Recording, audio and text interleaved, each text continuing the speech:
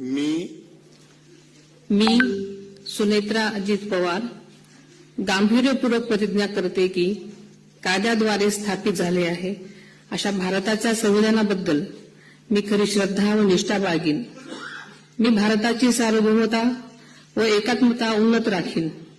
मी महाराष्ट्र राज्याची उपमुख्यमंत्री म्हणून माझी कामे निष्ठापूर्वक व ससद्विवेक बुद्धीने पार पाडेन आणि संविधान व कायदा यानुसार सर्व तऱ्हेच्या लोकांना मी गांभीर्यपणे व निपक्षपातीपणे तसेच कोणाच्याही विषयी ममत्वभाव किंवा आकस न बाळगता न्याय वागणूक देईन।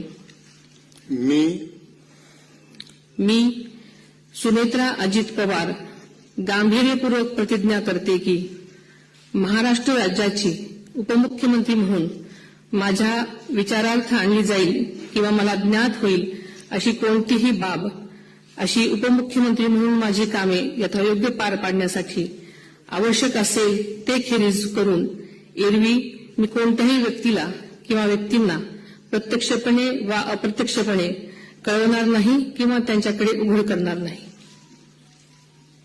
धन्यवाद।